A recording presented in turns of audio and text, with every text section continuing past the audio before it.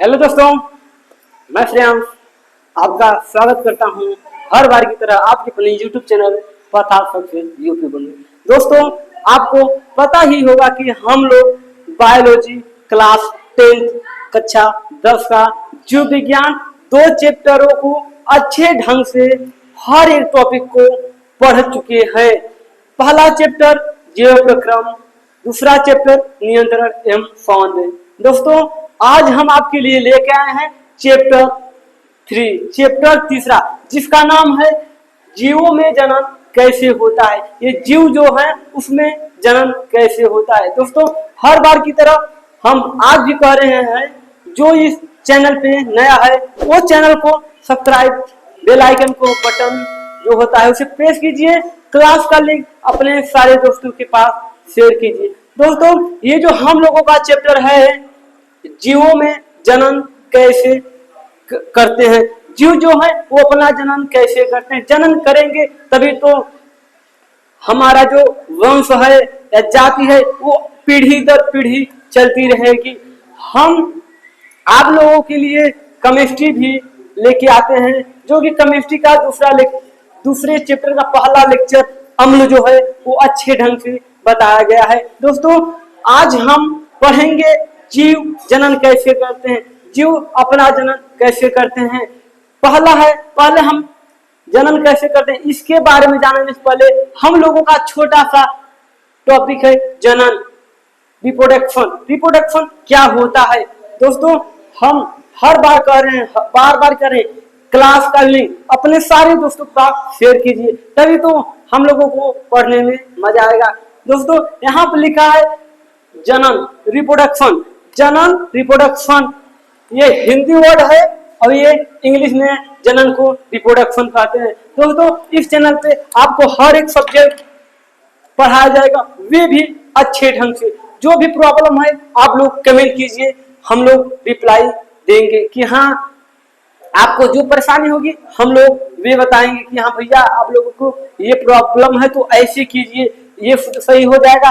आप लोग आज शुरू करने से पहले जय श्री राम का नाम लेते हैं, क्योंकि आज ये जो जीवों में जनन है इसका फर्स्ट लेक्चर कहा जाए, लेक्चर फर्स्ट जो हम पढ़ेंगे भाग 1 पार्ट 1। आप लोग जो भी कह लीजिए ये पार्ट 1 पढ़ेंगे, जनन रिप्रोडक्शन क्या होता है। देखिए यहाँ पर लिखा है जनन वह प्रक्रिया है, क्या जनन वह प्रक्रिया है जिसके द्वारा कोई भी जीव अपने समान संतति का निर्माण करता है। दोस्तों, जनन वह प्रक्रिया है जिसके द्वारा जीव अपने संतान, अपने जैसे, अपने समान संतति का निर्माण करता है। कोई भी जीव, हर एक जीव में जनन होता है तभी अपने जैसे संतान का निर्माण करते हैं। जैसे मान लीजिए एक नर हो गया, ये मादा हो गया, ये जब रिप्रोडक्शन करेंगे, जनन की क्रिया करेंगे तभी एक नया संतान बनेगा। नया संतान हुबहू कहा जाए तो इनके ही जैसा रहेगा। ये हो सकता है कि वो थोड़ा गोरा है, काला है, इससे कोई फर्क नहीं पड़ता, लेकिन ये रहेगा तो इंसान ही, ये नहीं कि कुत्ता हो गया, बिल्ली हो गया, ये नहीं होगा। जनन यहाँ पर अच्छे ढंग से लिखा गया है, जनन वह प्रक्रिया है जिसके द्वारा कोई भी जीव, हर एक जीव जनन करते हैं। ये नहीं कि हाँ ये जीव जनन नहीं करते, बिना जीव जनन किए बिना उनका जो संतति होता है, संतति का निर्माण नहीं होता, और कहा जाए उनका वंश आगे नहीं बढ़ता, निर्माण करते हैं। यहाँ पर लिखा है, पॉइंट करके हमने लिखे हैं, अपने जाति के अस्तित्व को बनाए रखने के लिए। अस्तित्व जो होता है कि हाँ इस जाति के हैं हम लोग, जैसे मनुष्य जात में इतने लोग हैं, उसका अस्तित्व अगर जनन नहीं होगा तो धीरे धीरे आदमी खत्म होते चले जाएंगे। एक दिन ऐसा आएगा इस धरती पर कोई भी आदमी, मानव नहीं रहेंगे। ऐसा रिप्रोडक्शन जंतुओं में भी होता है, पक्षियों में भी होता है, हर एक जानवर, हर एक जीव जंतुओं में होता है। यहाँ पर लिखा है अपने जाति के अस्तित्व को बनाए रखने के लिए करते हैं। क्या ये जो रिप्रोडक्शन जनन होता है अपने जाति को बचाए रखने के लिए या बढ़ाने के लिए करते हैं। 1 से 2, 2 से 3, अगर जनन ना हो तो एक समय ऐसा ही आएगा कि इस जो ये जो हम लोगों का पृथ्वी है, अर्थ है, इस पे एक भी जीव जंतु नहीं रहेंगे। दोस्तों, आप लोगों को अच्छे से समझ में आ गया होगा कि जनन क्या है। आप लोगों को अगर एग्जाम में पूछ लिया जनन किसे कहते हैं या जनन क्या होता है, आप लोग सीधे लिखिए जनन वह प्रक्रिया है जिसके द्वारा कोई भी जीव अपने समान संतान का ज्यादा संतान का निर्माण करते हैं। यहाँ पर एक पॉइंट हमने बना के बता दिया है। पॉइंट में लिखा है अपने जाति के अस्तित्व को बनाए रखने के लिए जो जीव हैं वो जनन की क्रिया करते हैं। दोस्तों, आप लोग इसे स्क्रीनशॉट कर लीजिए।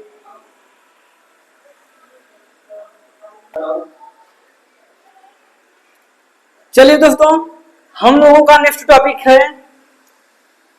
जनन की आवश्यकताएं, नेसेसरी ऑफ रिप्रोडक्शन। जनन हमारे लिए या सभी जीव जंतुओं के लिए क्यों आवश्यकता होता है। अभी हमने बताया जनन क्या होता है, अब हम लोग पढ़ेंगे जनन की आवश्यकताएं। जनन क्यों जरूरी होता है, क्यों महत्वपूर्ण इंपॉर्टेंट है। देखिए यहाँ पर आप लोगों को अपनी भाषा में लिखा गया है जनन सभी जीवों का अनिवार्य लक्षण। ये जो जनन है वो सभी जीवों का अनिवार्य लक्षण है, क्योंकि जनन हर एक जीव जंतुओं में होता है। यहाँ पर अपने जाति या वंश के अस्तित्व को बनाए रखने के लिए, अभी हमने बताया क्या, अपने जाति या वंश को के अस्तित्व को बचाने के लिए या बनाए रखने के लिए जनन की क्रिया होती है। यहाँ पर लिखा है अस्तित्व को बनाए रखने के लिए अपने जैसे, किसके, अपने जैसे जीव को पैदा करने की प्रक्रिया को ही जनन कहते हैं। अभी हमने जनन भी बताया, ये भी उदाहरण सही है। आप लोग इसे भी जनन के जगह पर लिख सकते हैं कि हाँ भैया जनन सभी जीवों का अनिवार्य लक्षण है। जो जनन होता है वो सभी जीवों में अनिवार्य होता है। अपनी जाति या वंश का अस्तित्व बनाए रखने के लिए अपने जैसे जीवों को पैदा करने की प्रक्रिया को जनन कहते हैं। अब ये नहीं हो सकता कि ये मानव हो गया, ये नर, ये मादा, ये जन्म क्रिया करेंगे तो यहाँ पर कुत्ता जन्म लेगा, ये नहीं। ये मानव जन्म करेंगे तो यहाँ पर बच्चा ही होगा। डॉग के साथ जनन कर सकता है, ये नहीं। डॉग हाथी के साथ जनन नहीं करेगा। हाथी अपने साथ जो उनके कैटेगरी होते हैं उसके साथ, शेर के साथ। इसी प्रकार आप लोग इसे अच्छे से नोट कर लीजिए। हम लोगों का नेक्स्ट टॉपिक आपके सामने लेके आ रहे हैं। जो समझ में ना आए आप लोग कमेंट कीजिए कि हाँ ये समझ नहीं आ रहा है। ये चैप्टर इंपॉर्टेंट है, ये चैप्टर इंपॉर्टेंट है। ये चैप्टर जो है जीव जनन कैसे करते हैं, आप लोगों को कक्षा 12 में, क्लास 12 में भी इस चैप्टर के बारे में अच्छे से पढ़ा जाएगा।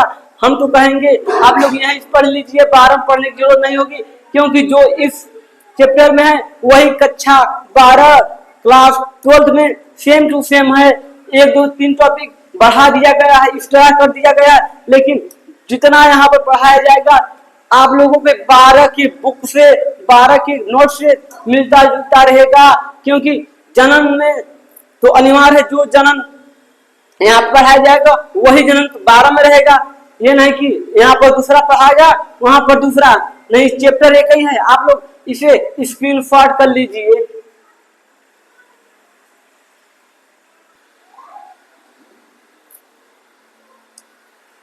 चलिए मेरे भाई, मेरी प्यारी सी बहन, हम लोगों का नेक्स्ट टॉपिक, हम जितने टॉपिक आपके बुक में दिया गया है वही बता रहे हैं, कोई बाहर से नहीं बता रहे हैं कि हाँ कुछ एक्स्ट्रा बताएं।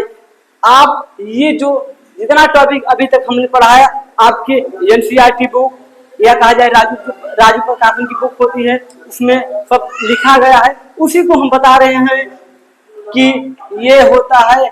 अब हम लोग जानेंगे जनन का जीवों के जीवन चक्र में निम्नलिखित होते हैं। कुछ इंपॉर्टेंट चीज है जिसे हम एक बार में पढ़ लेते हैं और समझ लेते हैं। देखिए यहाँ पर लिखा है जनन द्वारा, किसके द्वारा? जनन द्वारा जो अपने सम्मान जीवों की संख्या में वृद्धि करती है। ये जो जनन है इसी के द्वारा अपने सम्मान संतति को, अपने सम्मान संतान को निर्माण करती हैं। सम्मान जीवों की संख्या में वृद्धि होगा। अगर अभी हमने पहले ही लेक्चर में बताया था, जब जनन पढ़ा रहे थे तभी बताया था कि अगर जनन ना हो तब जीवों की संख्या कम हो जाएगी। जैसे एनिमल्स में कोई मान लीजिए अगर उनके बीच जनन क्रिया नहीं हो रही तब धीरे धीरे करते करते उनकी संख्या बहुत कम हो जाएगी। एक दिन ऐसा आएगा कि हाँ उनकी संख्या एकदम इस पृथ्वी पर से एकदम से हट जाएगी। दूसरा पॉइंट है अपनी जाति की निरंतर को बनाए रखते हैं, अपनी जाति को अस्तित्व को बनाए रखते हैं कि हाँ आगे बढ़ेंगे पीढ़ी तक पीढ़ी। ये नहीं अगर जनन क्रिया ना हो तो पीढ़ी तक पीढ़ी कैसे चलेगी, दुनिया यहीं पर खत्म हो जाएगी। तीसरा पॉइंट है जनन द्वारा अनुवांशिकी लक्षण, जो अनुवांशिक लक्षण है जीवों के संतानों में वंशागत होता है, जनक से उनके संतान में जाता है, जिससे संतान अपने जनक के समान दिखाई देते हैं। कोई पूछ लिया जो जनक है उनका संतान अपने जनक के जैसा क्यों दिखाई देता है? अनुवांशिकी लक्षण के कारण। अनुवांशिक लक्षण के कारण जीवों से संतानों में वंशागत होता है। जो जनक का लक्षण होता है जिसे डीएनए कहते हैं, अनुवांशिकी डीएनए, वे बच्चों में जाएगा, संतान में जाएगा, संतान में जाएगा, तभी वे अपने जनक के जैसे, अपने माता पिता के जैसे दिखाई पड़ते हैं। पांचवा यहाँ पर लिखा है, चौथा लिखा है जन्म द्वारा संतानों में विभिन्नताएं जैविक विकास के आधार पर होती है। जो जनन है इसके द्वारा जब संतान उत्पन्न होता है, कभी देखेंगे संतान बड़ा है, छोटा भी है, उसके माता पिता बड़े बड़े हैं, वे छोटे हैं, या उनके माता पिता जो है छोटे छोटे हैं, वे बड़े हैं, काले हैं, गोरे हैं। ये विभिन्नताएं जो विकास के आधार पर होता है। उनकी जैसी विकास होगी, जैसा उनके वातावरण में, जिस वातावरण में रखा जाएगा, उनके शरीर के ऊपर, हार्मोन्स के ऊपर डिपेंड करता है कि अगर जो लंबाई वाला हार्मोन है वे अधिक ग्रोथ करेगा तो हाइट जाएगी, अगर वो कम ग्रोथ करेगा तो हाइट नहीं जाएगी, गोरा ही काला है। इसी अनुवांशिकी के लक्षण तो होता है।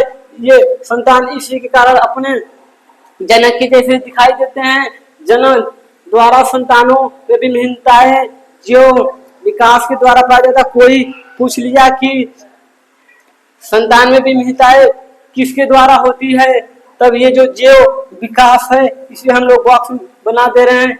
जैविक विकास है, इसी के आधार पर होते हैं। क्या होते हैं? जन्म द्वारा संतानों में विभिन्नताओं जैविक विकास के आधार पर होते हैं। आप लोग इसे नोट कर लीजिए, हम बार बार कर रहे हैं। जो इस चैनल पे नया है वो चैनल को सब्सक्राइब कर लीजिए, वीडियो को लाइक, क्लास की लिंक को सारे दोस्तों के पास शेयर कर लीजिए। दोस्तों यहाँ पर हर एक topic, Hindi, English, math, science के अंतर्गत 3 सब्जेक्ट आता है, फिजिक्स, केमिस्ट्री, बायो, हर एक सब्जेक्ट आप लोगों को अच्छे ढंग से बताया जाएगा। सिलेबस कंप्लीट होने के बाद आप लोगों को रोज इंपॉर्टेंट ऑब्जेक्टिव टाइप, इंपॉर्टेंट लघु उत्तरी, दीर्घ उत्तरी, डायग्राम्स, हर एक टॉपिक अच्छे ढंग से बताया जाएगा।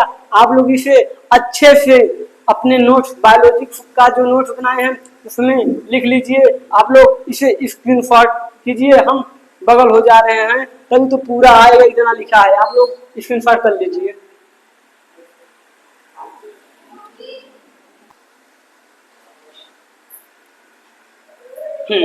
चलिए हमारा नेक्स्ट टॉपिक है स्पीशीज। स्पीशीज क्या होता है हम लोग इसके बारे में जानेंगे। यहाँ पर लिखा है ऐसे जीवों का समूह जिसमें आधारभूत विशेषताएं समान होता है। ये जो विशेषताएं हैं उसमें समान होता है तथा जो आपस में लैंगिक जनन कर सकते हैं। स्पीशीज कहलाता है, स्पीशीज कहलाता है। देखिए क्या लिखा है, ऐसे जीवों का समूह, जैसे हो गया, अभी हम बता दे रहे हैं, जैसे यहाँ पर ये नर हो गया, ये मादा हो गया, एक समूह ये हो गया, ये लैंगिक जन्म करेंगे आपस में। और शेर हो गया, शेर प्लस शेरनी, शेरनी, ऐसे ऐसे आदि जो है आप लोगों को बताकर सबका जोड़ा बना है, नर मादा के साथ, आदमी औरत के साथ, शेर शेरनी के साथ, कुत्ता कुत्ती के साथ, ऐसे तमाम हैं, उसी को हम स्पीशीज कहते हैं। देखिए यहाँ पर लिखा, ऐसे जीव का वह समूह या समूह जिसके आधारभूत विशेषताएं समान है। देखिए इसमें विशेषताएं समान है, ये नर है, ये मादा, ये शेर है, शेरनी है, विशेषताएं तो समान है, जो इसमें है वे इसमें भी है, इसका अलग है, सबका अलग अलग होता है। ये नहीं कि शेर में फीमेल के साथ करेगा, शेर हमेशा अपने जाति के साथ करता है, मेल जो होता है काजे मनुष्य अपने जाति औरत के साथ करती है लैंगिक जनन की क्रिया, वही इसमें बता रहा है। तथा जो आपस में लैंगिक जनन कर सकते हैं, आपस में लैंगिक जनन कौन करेगा, यहाँ पर अच्छे से बता दिया गया, नर मादा के साथ ही करेगा, ये नहीं कि नर इसके साथ कर ले, आप लोगों से गलत ना समझेगा, नर इसके साथ तो नहीं करेगा, शेरनी के साथ, नर हमेशा अपने इस जोड़े के साथ करेगा, शेर अपने इस जोड़े के साथ करेगा। इसी प्रकार धरती पर, पृथ्वी पर अनेक से जीव हैं, सबके अपने अपने जोड़ा हैं, जिसे कहते हैं कि एक हैं, सबके अपने अपने जाति हैं। पंछी की जात अलग है, मनुष्य की जात अलग है, बकरे की जात अलग है, सबकी अपनी अपनी जात है, उसी को हम लोग स्पीशीज कहेंगे, स्पीशीज कहेंगे। ये आप लोगों को इंपॉर्टेंट में लिख लीजिए, क्या लिख लीजिए इंपॉर्टेंट, ये पूछ भी सकता है कि हाँ स्पीशीज क्या होता है। स्पीशीज का उदाहरण हमने बता दिया, यहाँ पर लिख लीजिए, जैसे में लिख लीजिए, मानव या नर मादा, नर प्लस मादा, ये आपस में लैंगिक क्रिया करेंगी। दूसरा हो गया शेर प्लस शेरनी, ये आपस में लैंगिक जनन करेंगी। आगे आदि बहुत से जानवर हैं जो आप लोगों को पता होगा, आप लोग इसे स्क्रीन शॉट कर लीजिए।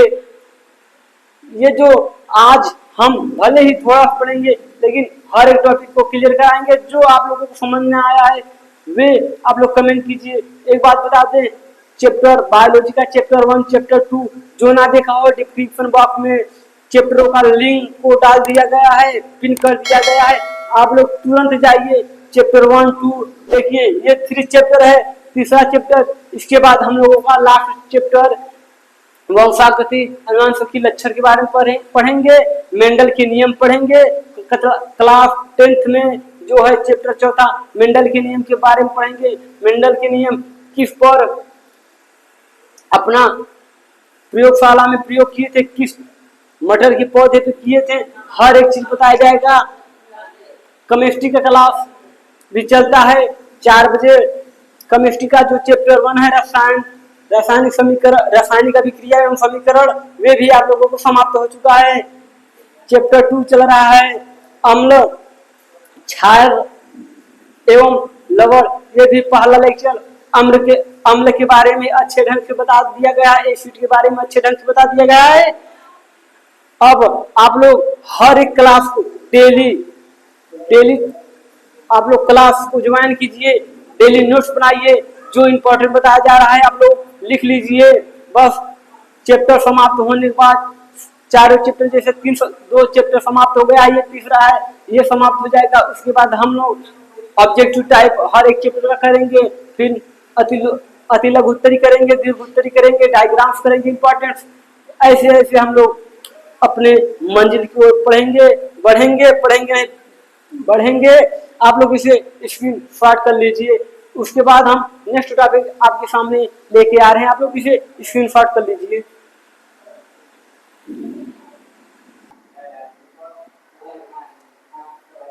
दोस्तों अब हम पढ़ेंगे जनक के मूल तत्व।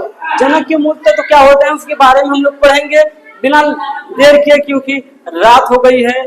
वीडियो आप लोग के करीब 9:45 हो रहा है, 9:45 के करीब शूट हो रहा है, इसलिए थोड़ा मौसम खराब हो रहा है, इसलिए जल्दी से पढ़ेंगे कि हाँ जनन के मूल तत्व क्या है। यहाँ पर लिखा है जनन के द्वारा जो नई संतति का निर्माण करते हैं। अभी हमने बताया था ना, जन्म के द्वारा ही, जन्म के कारण ही जो जीव होते हैं वे नई संतति, नए संतान का निर्माण करते हैं। निर्माण करते हैं, क्या करते हैं? निर्माण, नए संतति, नए संतान, नए पुत्र पुत्री का निर्माण करते हैं। यहाँ पर उसके बाद लिखा है जो उसके समान दिखाई देते हैं। क्या? वे जो संतान का निर्माण हुआ या संतान पैदा हुए उनके समान दिखाई देते हैं, उनके जैसा ही दिखाई देते हैं। यहाँ पर यह नए संतति जनक से अनुवांशिकी पदार्थ, जो जनक का अनुवांशिकी पदार्थ डीएनए, डीएनए क्या? डीएनए, डीएनए को हम कहते हैं डीऑक्सिक राइबो न्यूक्लिक अम्ल या एसिड। डीऑक्सिक राइबो न्यूक्लिक एसिड के कारण समान दिखाई देते हैं। किसके कारण समान दिखाई देते हैं? डीएनए के कारण संतति, संतति या ताजा संतान जनक के समान दिखाई देते हैं। संतति लिखा है ना, संतति जनक के समान, या कह सकते हैं जो संतान है, संतान है वो जनक के समान दिखाई देते हैं। किसके कारण? डीएनए के कारण उसी समान दिखाई देते हैं। डीएनए कोशिका के केंद्रक में उपस्थित संघनित संरचना गुणसूत्र के रूप में उपस्थित होता है। आप लोगों को कोई पूछ लिया डीएनए कहाँ पर उपस्थित होता है, आप लोगों का सीधा जवाब होगा ये कोशिका हो गया। इसके केंद्र के अंदर, कोशिका के अंदर केंद्रक पाया जाता है, केंद्रक के अंदर डीएनए पाया जाता है। यहाँ पर लिखा है केंद्रक की अंतर अवस्था में गुणसूत्र छोटे और पतले धागे के संरचना के रूप में उपस्थित होते हैं। ये जो गुणसूत्र हैं, डीएनए हैं, वे कोशिका के अंदर केंद्रक होता है, केंद्रक के अंदर डीएनए होता है। कैसे होता है? छोटा और पतले धागे के समान संरचना के रूप में होता है।